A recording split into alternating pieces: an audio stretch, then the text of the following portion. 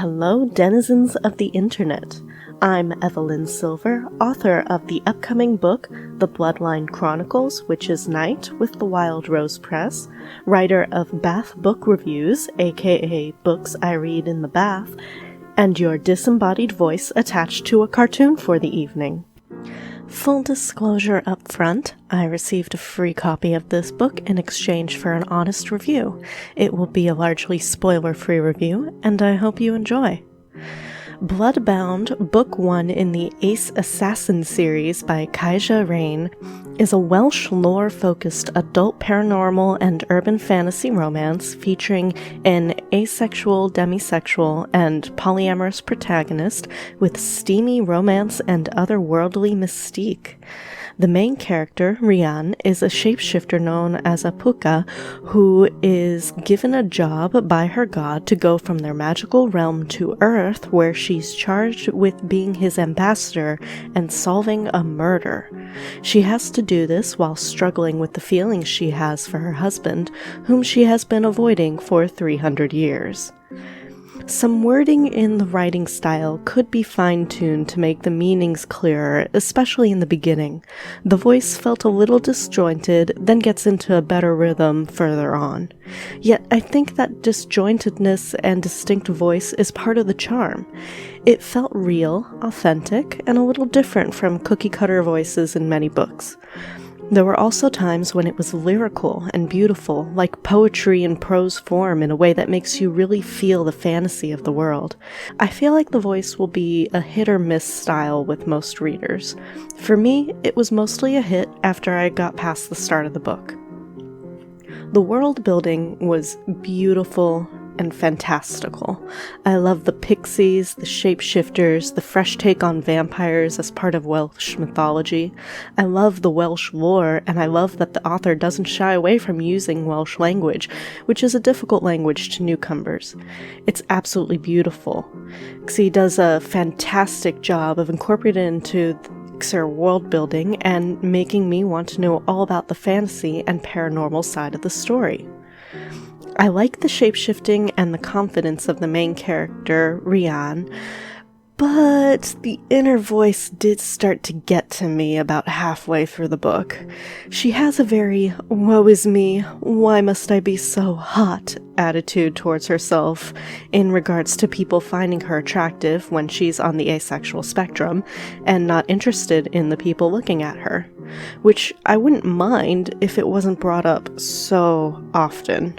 A few times is absolutely fine, but it got to the point where it felt like it was every other page, and all the other characters were always talking about how hot she is. I get it. Rian, you're hot. Just appreciate the aesthetic beauty of your own butt and move on instead of moaning about what a burden it is to be so hot. It made me think of when rich people complain they don't have anything they want to spend their fortunes on. The rest of us with rent or mortgages kinda just glare and say, gee, what a problem to have. If only I had such a problem.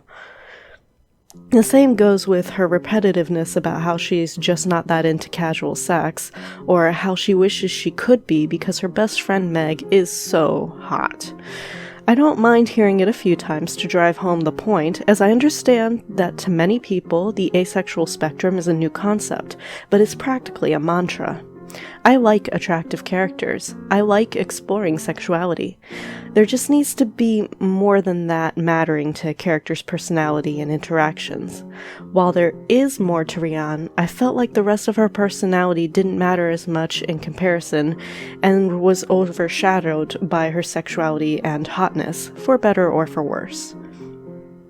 The main plot of this book is the romance between the main character Rian and the husband she's avoided for 300 years out of fear that him becoming a vampire would change him too much, in which it did a good job of gripping me. I absolutely wanted to know everything about their romance, their history, and their chemistry, but there's also a murder that Rian is supposed to be solving, which I didn't feel the need to care about. The murder didn't seem to be more than a nuisance to Rian, and I would have liked it if the murder victim had been someone closer to her to give more stakes. Honestly, you could take the murder plot out entirely, and the story wouldn't lose anything. and I think that would make it easier to focus on what does matter in the plot. And that brings me to the romance. Oh goodness, yes. Yes, yes, yes, please. There's a sweetness and a roughness to the romance between Rian and her husband Kai, and that's a lovely representation of healthy kink, and I just ate it up. There's rough sex, there's some kink, there's vampire bites with teeth, there's blood exchanges. There's also BDSM elements built into the world, with details like the collar Rian wears in honor of her god, and the protocol position of submission sitting with her palms up as she kneels, that I appreciated a lot. It was all right up my alley, and if any of that sounds fun to you, I would recommend you get this book. I like a lot about the relationships overall in this book. There's polyamory portrayed very nicely, and I like the progression of Rian and Kai's relationship as they try to find what they had while also learning what's new about each other. Overall, the relationships are healthy, with that little lapse in communication leading to a 300-year dry spell, but that's easy enough to overlook given the circumstances that led to it. There is a point dealing with some jealousy that happens in some polyamorous relationships, but I feel like there was a good Twilight Pineapple moment used to call it out as unhealthy in the character's reaction to it. I can't give too many details here to avoid spoilers, but it didn't make me like any of the characters less while also fitting the plot well. I would rate BloodBound the following, with 5 being the max. For the writing style, 3 out of 5. The disjointedness I felt at the beginning was a little off-putting, if unique. The prose was beautiful in a lot of places and drew me into the fantasy world. 3 out of 5 for the characters. I feel like the love interest, Kai, was very interesting, and I liked the history between the main characters, Rian and Kai, but I just didn't like Rian due to her constant complaining of how beautiful she is. 5 out of 5 for the world building. The author created a beautiful world full of amazing creatures and beings, and all I want to know is more and more. The descriptions are lovely, and the mythology is amazing. No notes. Chef's kiss. Mwah. 3 out of 5 for the plot. Positive points because the romance being the plot was very good, and I was absolutely engaged in anything to do with that, wanting to read the next page. But I feel the need to take off a few points because the murder mystery was almost annoying and felt like an afterthought. The overall plot could have done without it completely and not suffered. 5 out of 5 for the romance. The romance is what pulled me through this book, and I couldn't stop reading because I wanted more of the romance. 5 out of 5 for the health of the relationships. Overall, the relationships and presentation of polyamory and kink were very healthy, with anything unhealthy being acknowledged as such so that the author isn't advocating for something negative. There's consent and there's pleasure. Excellently done. In total, I would rate BloodBound a 4 out of 5.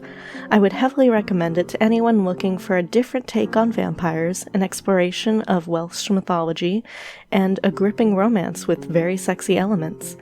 Its featuring of asexuality and polyamory is also a great draw. For the heat level, which I do not factor into the grave, I would give this a 3 out of 5, bordering on a 4 out of 5. It's not full-blown erotica, however it is very far from Fade to Black and more than just some light descriptions. The sex scenes last a few pages, and I would say they're very heavily influenced by what can be described in film terms as the female gaze, focusing on the pleasure of the characters. It was honestly a really great balance and enjoyable to read. You can find BloodBound for purchase on Amazon, and more information about the author in the links in the description of this video. Thanks for watching my Bath book review. Be sure to like and subscribe to catch all my future content. You can also check out short stories, blog posts, essays, and random poems on my official website, as well as information on my upcoming paranormal queer romance novels.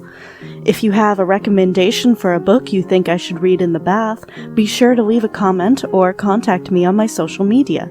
You can find my assorted social media links in the description of this video. Au revoir, and have a fantastic night.